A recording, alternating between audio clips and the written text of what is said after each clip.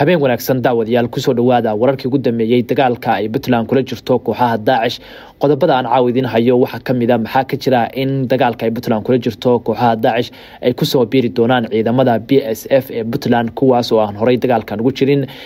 qodobada kale aan hayo waxa kamid ah Puntland oo qabatay xubno ka tirsan kooxda Daesh kuwaas oo rabay inay u baxsadaan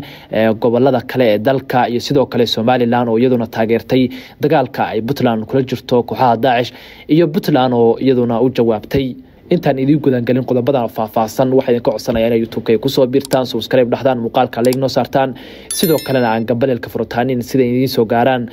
muuqaalada maalinlaha aan halkan ku soo gudbino haddii aan ku bilaabo ciidamada BSF oo ah kuwa ay Puntland u tababartay la dagaalanka Daesh iyo sidoo kale shabaab kuna qalabaysan agab iyo sidoo kale hub casri ah ayay wararku sheegayaan inay ku soo biiri doonaan dagaalka ay Puntland kula jirto kooxaha argagixisada ee Daesh ku dhuumalaysta buuraha Calmiskaad ee gobolka bari ee Puntland ciidamadan oo Mareykanku Puntland u tababaray agab iyo sidoo kale wax walba ay u baahdaan isaga u qabo ayaa Puntland wadooyinka u dameeyay awoodooda hoos u dhigtay taas oo dad badan aaminsan yihiin inay ka dhalatay khilaaf u dhaxeeya agaasimaha ciidamadan oo lagu magacaabo Maxamuud Cismaan Diyaano oo ah walaalka la dhashay Asad Cismaan Diyaano iyo sidoo kale madaxweynaha dowladda Puntland Saciid Cabdullaahi Dani wararku waxay sheegayaan in ciidamadan dagaalka looga maarmi waayay sidaas darteedna ay ku soo biiri doonaan howlgalka Hillaa ee looga ciribtirayo kooxda argagixisada ee Daesh dad badan waxay sheegayaan inay aaminsan yihiin inay wax badan ka bedeli karaan dagaalkan ayna khibrad u leeyihiin la dagaalanka kooxaha argagixisada ah maadaama ay Puntland waxa kaliya oo ay ciidamadani u qaabilsan yihiin ay yihiin la dagaalanka argagixisada in muddo ah ay Puntland ka difaacayeen kooxda Daesh iyo sidoo kale argagixisada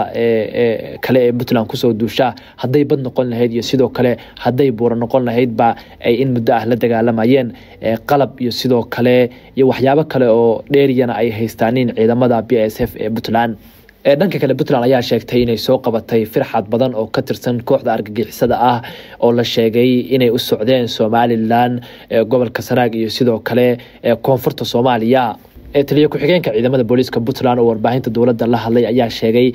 inay laamaha ammaanka iyo sidoo kale shacabka iyo maamulada dariska ahba ay aad uga feejignaadaan firxadka ka soo cararaya kooxda Daesh kuwaas oo raba inay gabaad u raadsadaan maamulada dariska ah ama ay ka dhigtaan meel ay ku dhuumaaleystaan kadib markii ay Puntland halkaasi ku soo jabisay jab xoogan oo ka soo gaaray dagaalkii ay Puntland la gashay si gaar ah taliyo waxa uu fariin adag u diray shacabka Puntland oo uu amaan aad kala dulacay waxa uu faray shacabka Puntland in qof walba looga baahan yahay in uu la socdo dhaqdhaqaaqa ka jira agagaarkiisa si gaar ah dadka ajaanibta ah in aad looga taxadaro waxa ay ka shaqeynayaan iyo waxa ay faraha kula jiraan ayuu shacabka Puntland kula dardaarmay taliye ku-xigeenka booliska Puntland inay ka feejignaadaan maadaama ay dadka ajaanibta ay yihiin dadka ugu badan ee Puntland ka wada qalalaasaha ama dadkii ugu badnaayay kooxda argagixisada ee Daesh kamid ah ama lagu soo qabtay ama lagu dilay ay noqdeen dad ajaanib ah sidaas darteed taliyaha waxa uu faray shacabka Puntland in ay aad uga feejignaadaan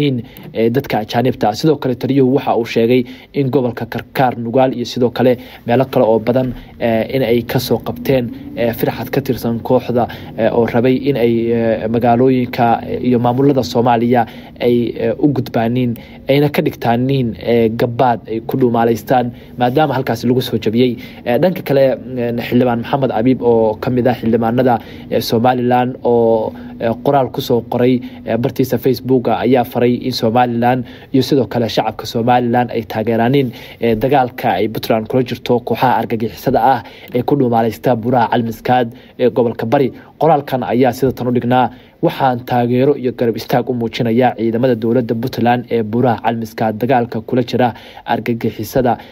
caalamiga ah ee Daesh argagixisadu arxan iyo eheltoona ma gasho inamana kala jeclo oo iyagu waxay inoo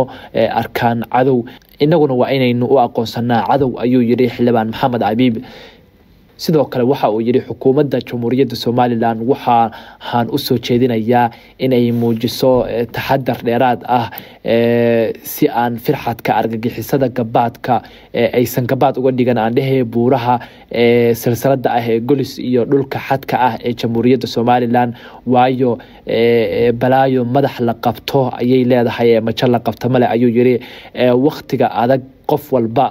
oo Soomaali ah waxa waajib ku ah ayuu yiri inuu taageero walaalaha Puntland kuwaas oo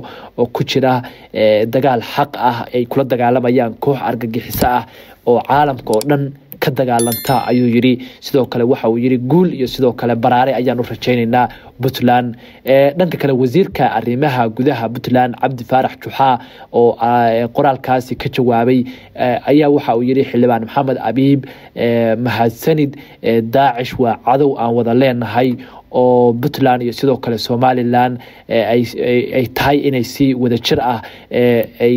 iskaga kaashato ayuu yiri wasiirka arrimaha gudaha